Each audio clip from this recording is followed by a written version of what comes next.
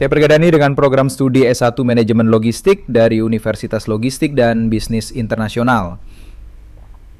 Pernah nggak sih kalian lagi seru-serunya nonton debat di TV atau di internet, terus ngerasa, loh, kok argumennya jadi ngaco gini? Kok malah nyerang orangnya? Kok jadi nggak nyambung? Nah, kalau kalian pernah ngerasain itu, selamat. Indra kritis kalian bekerja. Seringkali dalam sebuah perdebatan panas, orang nggak lagi pakai logika, tapi pakai jurus ngeles alias logical fallacy. Singkatnya, logical fallacy itu adalah kesalahan dalam penalaran yang bikin sebuah argumen jadi nggak valid, meskipun kedengarannya meyakinkan. Ini adalah senjata utama para debat kusir di seluruh dunia. Dan hari ini kita bakal bedah bareng-bareng sebuah klip debat yang lagi viral banget. Kita nggak akan mihak siapapun, kita di sini cuma sebagai detektif logika. Siap? Oke, let's break it down. Saya pernah katakan waktu PBNU menerima izin konsesi tambang, saya katakan tunjukkan satu saja ada konsesi yang berhasil mereklamasi, mereboisasi kembali kepada ekosistem awalnya. Tunjukkan satu aja di mana wilayah pertambangan di Indonesia ini yang mampu mengembalikan ke ekosistem awalnya. Oke, di ring pertama kita sebut saja pihak A. Dia menantang, tunjukkan satu saja contoh tambang yang berhasil memulihkan lingkungan kembali seperti semula. Sebuah tantangan yang tajam dan spesifik. Lalu masuklah pihak B yang merespons. Dan disinilah jurus-jurus mulai keluar. Siap-siap catat ya. Jurus pertama, red herring. Pertanyaan baliknya adalah kenapa Anda begitu peduli untuk mengembalikan ekosistem awal? Dengar itu? Pihak A nanya, mana buktinya? Pihak B jawabnya, kenapa kamu peduli? Nah, ini namanya red herring. Bayangin detektif lagi ngejar penjahat, terus si penjahat lempar ikan bau ke arah lain, biar anjing pelacaknya bingung. Itulah red herring. Isu utamanya kan soal bukti keberhasilan reklamasi, tapi sengaja dialihkan ke soal motif atau kepedulian pihak A. Isunya langsung belok, fokusnya buyar. Cerdik, tapi ini sesat pikir. Karena kita butuh, Gus. Loh, maksudnya kita butuh. Maksudnya dibiarin dan itu wajib, Gus. Bukan begitu. Ini saya ambil analogi lain. Saya waktu kecil di kampung saya menikmati ekosistem yang baik. Pohon banyak, sawah banyak. Sekarang karena pertambahan penduduk, ekosistem itu hilang.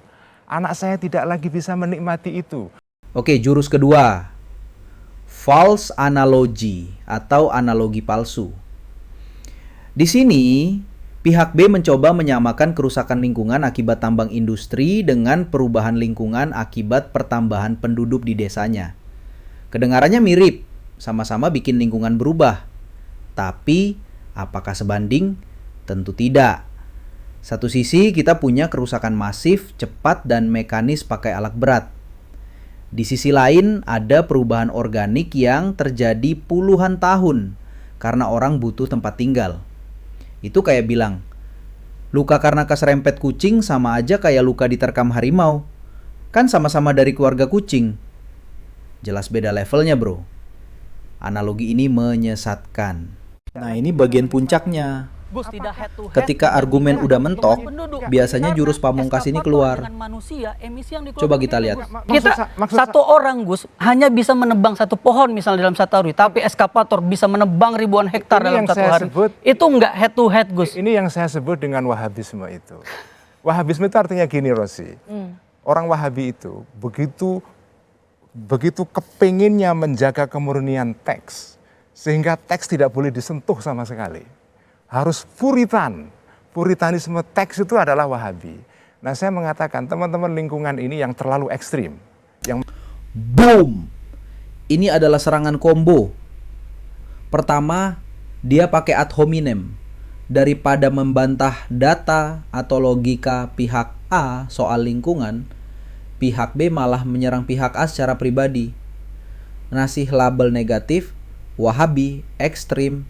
Tujuannya biar orang-orang jadi nggak suka sama pihak A dan nggak dengerin lagi argumennya, padahal argumennya belum tentu salah.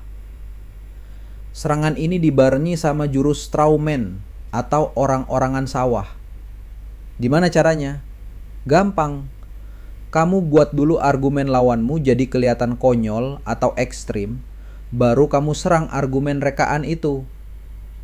Di sini argumen pihak A tentang pentingnya pemulihan ekosistem diubah seolah-olah jadi keinginan puritan yang kaku dan tidak boleh disentuh.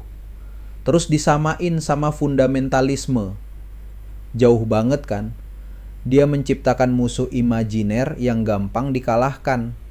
Mengatakan bahwa Saya tidak melihat apa yang dikatakan oleh Iqbal itu ekstrim sih. Itu enggak, saya mengatakan arahnya, sesuatu yang keniscayaan yang harus dilakukan. arahnya adalah dia seperti menolak sama sekali mining.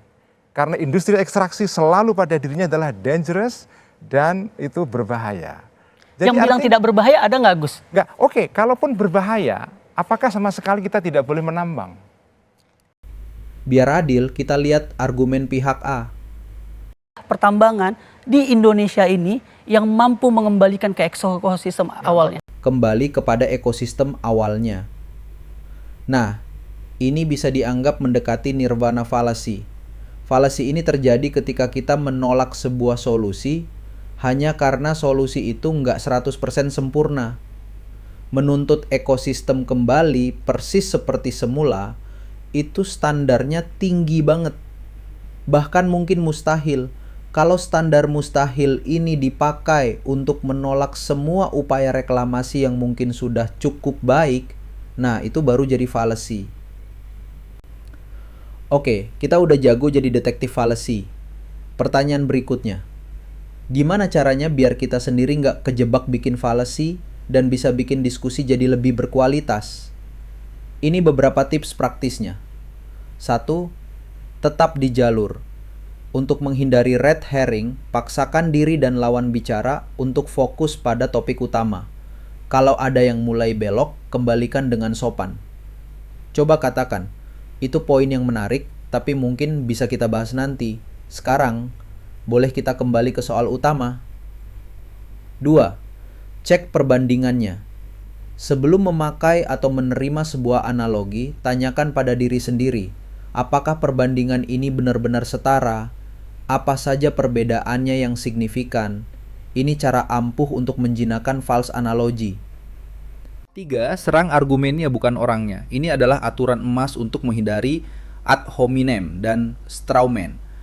Pisahkan ide dari orang yang menyampaikannya. Biasakan untuk bilang, aku kurang setuju dengan idenya karena, bukan kamu salah karena. Fokus pada substansi, bukan pada siapa yang bicara. 4. Cari solusi praktis bukan yang sempurna. Untuk melawan nirvana fallacy, bersikaplah realistis. Daripada menolak mentah-mentah sebuah solusi karena tidak sempurna, coba tanyakan, oke, solusi ini memang punya kekurangan, tapi apakah ini langkah maju yang lebih baik dari situasi sekarang?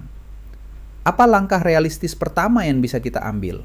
Intinya, tujuan diskusi yang sehat itu bukan untuk menang, tapi untuk sama-sama jadi lebih pintar dan menemukan solusi terbaik. Kesimpulan, jadi guys, dari satu klip pendek kita bisa belajar banyak banget.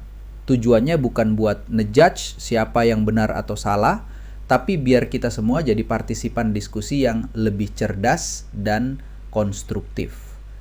Lain kali kalian berdiskusi, coba aktifkan detektor fallacy kalian. Dan yang lebih penting, gunakan tips tadi untuk menjaga agar obrolan tetap sehat.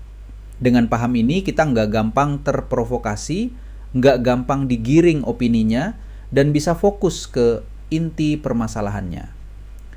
Gimana menurut kalian? Punya tips lain untuk membuat diskusi lebih berkualitas? Langsung aja tulis di kolom komentar di bawah. Mari kita diskusi di sana.